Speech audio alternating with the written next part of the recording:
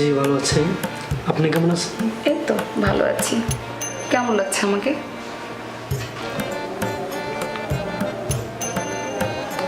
কি দেখছেন? তোমাকে খুব হট লাগছে, খুব সেক্সি লাগছে। জি, অসাধারণ সুন্দর তুমি। তোমার মতো মেয়ে আমি আগে কখনো দেখিনি। অনেক কিউট লাগছে। সেক্সি লাগছে না? জি, অনেক সেক্সি লাগছে।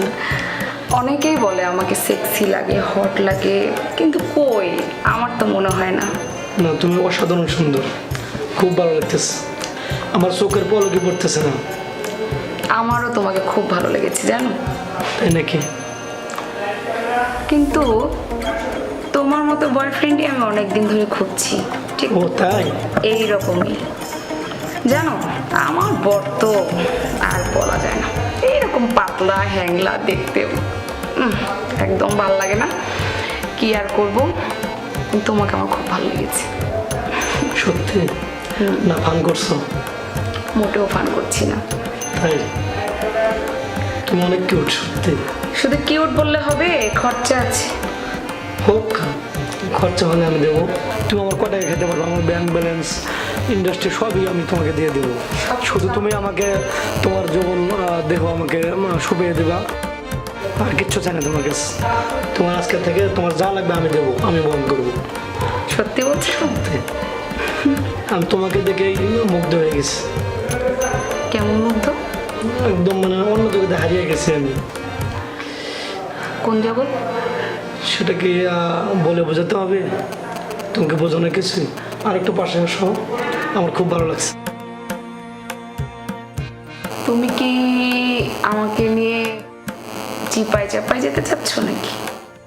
সেটা কিভাবে বলি বলো, তুমি তো বুঝতেই পারছো। চলো যাই। হারিয়ে গেছো অন্য জগতে, তাই না? জি অবশ্যই। কে না চায় এই কচি ডাবের পানি খাইতে? কি আর করি, আমারও মনটা চাচ্ছে ভীষণ। তো চলো যাই। কোথায় যাব? চলো বেডরুমে যাই। কিন্তু আমার তো হাজবেন্ড আসবে, তখন কি করবে? না, ও তো রাতে আসবে। অবশ্য ছুটিতে আছে, কিন্তু আজকেই আসতে পারে। দেখো না, কিছু একটা করো আমার জন্য, প্লিজ প্লিজ। আমার তো অসুস্থ। চলো। আসলে আমিও তোমার মতো এতদিন ধরেই এইরকম চাঁদ মুখ খুঁজছিলাম। তোমাকে দেখার পরে আমার মনটা কিরকম ছটফট করতেছে। আমার কিন্তু একদম বিশ্বাস হচ্ছে না। সত্যি তোমাকে কি দিয়ে আমি মানে বিশ্বাস করবো বলো? সত্যি মানে খুবই খুবই খারাপ লাগতেছে। চলো না। চাটা খেয়ে নাও, ঠান্ডা হয়ে যাচ্ছে। চা তুমি পাশে থাকলে চার কথা মনে পড়ে।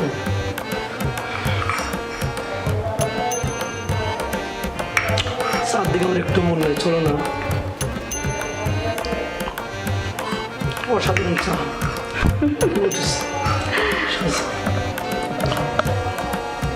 আরে শেষ হয়ে গেছে তো, আর কেন চা খাচ্ছ? আমি আর আমার জগতে নেই। আমি সত্যি আমি আগে বুঝতে পারি না যে আমার বন্ধুর এরকম একটা ওয়াইফ আছে। আমার কখনো বলিনি। তাই? তাহলে তো আমি মানে আগে জানলে তো আমি অনেক আগে আসতাম। ও আচ্ছা, তুমি জানতে না বলেই আসতে না। জি চলো, আমরা একটু বেডরুমে যাই। কোথায় যাবে? বেডরুম ফাঁকা আছে না? চলো। ওঠো, আমার ধৈর্য মানছে না। চলো চলো। অবশ্যই যাবে বন্ধু, আমি জানি তুমি খুব অস্থিরতা আছো। মানেটা হচ্ছে এটা ছিল আমার বউয়ের সাথে একটা পরিকল্পনা। বলো। এটা ছিল একটা পূর্ণ পরিকল্পনা। আপনাদের মতো বন্ধুদের জন্যই আজকে আমাদের সমাজে সুন্দর সুন্দর সংসারগুলো ভেঙে যাচ্ছে। তার কারণ এই যে ওয়াইফের বউদের প্রতি মানে একটা লোভনীয় আকর্ষণ, তারপরে তার সাথে সম্পর্কে লিপ্ত হওয়া, তারপরে তার পরকীয়া করা, এভাবে পুরো সমাজটাতে এত পরিমাণ সংসার ভাঙতেছে বলার মতো না। তার জন্যই আমি আর আমার হাজবেন্ড মিলিয়ে এই পরিকল্পনা করেছি যে তোমার ফ্রেন্ড যারা আমার বাসায় আসে তাদের আসলেই ভিতরের মনোব্যক্ততাটা কি জানার দরকার আছে আমার। আমি আমার ওয়াইফের সাথে চ্যালেঞ্জ করেছিলাম যে আমার বাসায় যত ফ্রেন্ড সার্কেল আসবে আমার বন্ধুরা সব আমার মতো, তোমার দিকে কেউ তাকাবে না, কিন্তু আমি হেরে গেছি দোস্ত। আমার বউ তা প্রমাণ করে দিয়েছে যে কোনো বন্ধুই, হ্যাঁ, কোনো বন্ধুকে বিশ্বাস করা ঠিক না। আর সে তোমার ক্যারেক্টারটা কিন্তু প্লে করে দিয়েছে আমার সামনে। আজকে তুমি টের পেলে আমি যে বলতাম এতদিন ধরে তোমাকে? ইয়েস, আমাকে অনেক নিষেধ করেছে যে কোনো বন্ধুকে না জেনে না শুনে বাসায় নিয়ে আসবে না। আমি অহংকার করে বলতাম, আমি হেরে গেছি। এইভাবেই যদি প্রত্যেকটা হাজবেন্ড তার ওয়াইফকে দিয়ে পরীক্ষা করায়, আজকে কিন্তু আমাদের সমাজে এই পরকীয়া লিপ্তটা হওয়ার কেউ সুযোগ পাবে না। দেখেন ভাইরা, আজকে আমাদের ভিতরে যা ঘটনাটা দেখলেন এটা ছিল একটা সাজানো নাটক। আসলে সমাজে অনেক ঘটনাই কিন্তু এরকম ঘটে থাকে। আমি এটা পরীক্ষা স্বরূপ প্রমাণ করে দিলাম, আপনারাও একটু পরীক্ষা করে দেখতে পারেন।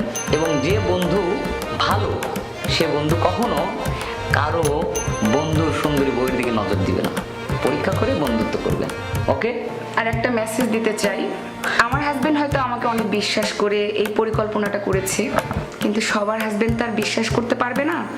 তার জন্য আপনি নিজেই নিজের সতর্কতা অবলম্বন করবেন। Thank you. ওয়াইফদেরকে বলে দিলাম।